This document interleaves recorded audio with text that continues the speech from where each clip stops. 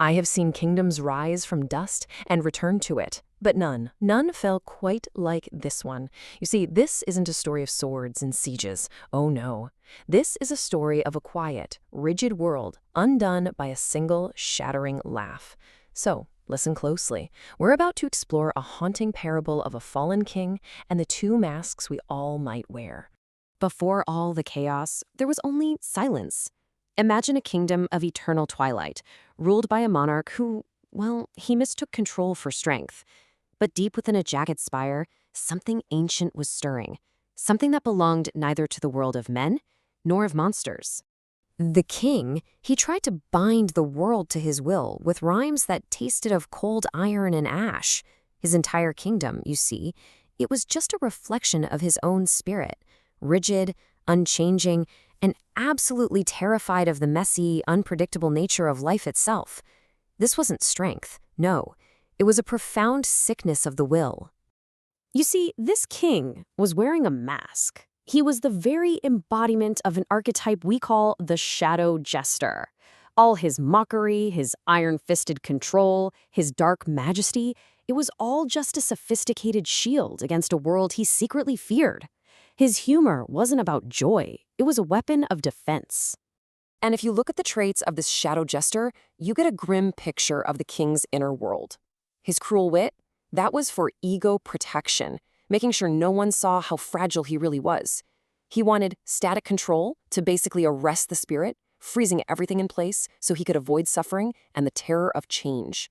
But you know, this path, it only ever leads to one place, spiritual entropy, where the soul just withers and crumbles to dust. But here's the thing. You can't freeze the world forever. The seals on that ancient spire, they finally cracked, and three chaotic spirits, the wit, the hunger, and the small, they spilled back into the court like ink into clear water, just shattering the stillness with this terrifying, gleeful shriek. Now these spirits, they were the catalyst for everything that came next. They represent another archetype, the sapphire jester. Their job wasn't to rule, but to act as a whirlwind of something called kinetic nihilism. Think of it as a force of active, energetic destruction. They hold up a terrifying mirror to any order that's brittle, unearned, and built on fear. To put it simply, they were there to break things. And oh, how they played. The king chanted his binding rhymes, and the spirits just mocked him, turning his dark majesty into this frantic, humiliating dance. The grim stone fortress was completely transformed into a surreal playhouse. Every single attempt at control was met with a joke that just unraveled the very fabric of his reality. So now we get to the heart of the parable. Because this isn't really just a story about a king and some spirits. No, it's about two fundamentally different ways of facing that terrifying emptiness that lies at the heart of existence, what some call the breath of the void. Two jesters, two masks. And here's the core contrast, right here. The king, our shadow jester, he hides from the void. He uses humor as a defensive weapon just to maintain static control.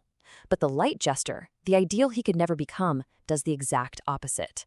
They smile at the void. They see it not as an end, but as dark, fertile ground for creation. For them, humor is an agent of growth, aiming for a state of constant, creative becoming.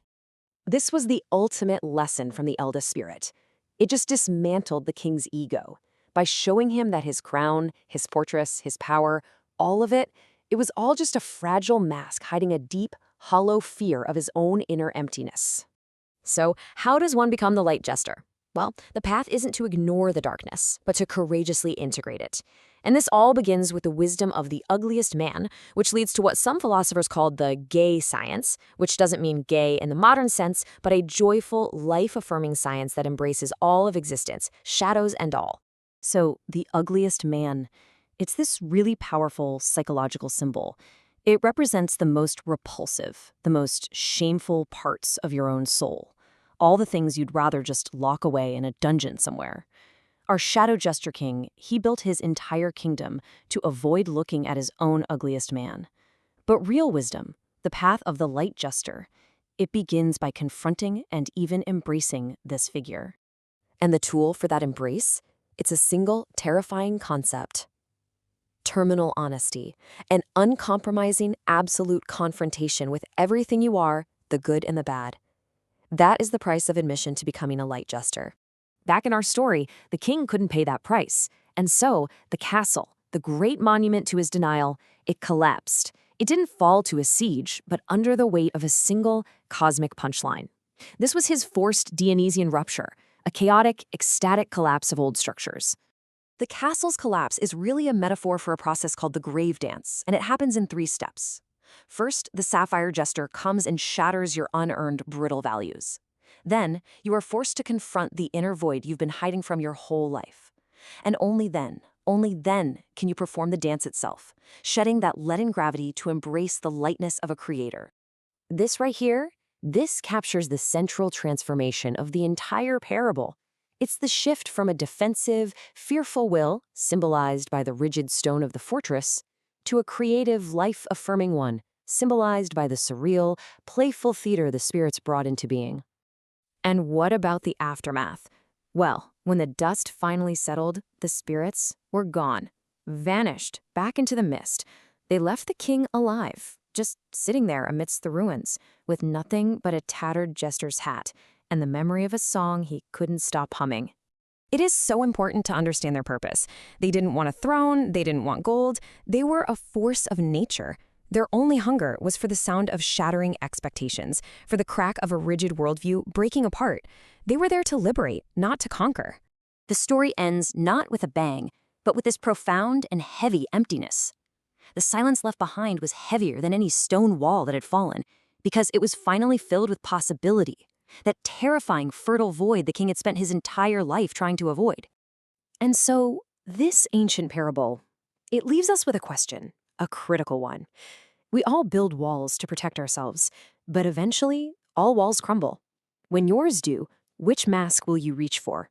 Will you be the shadow jester, hiding in the ruins, or will you find the courage of the light jester and learn to dance?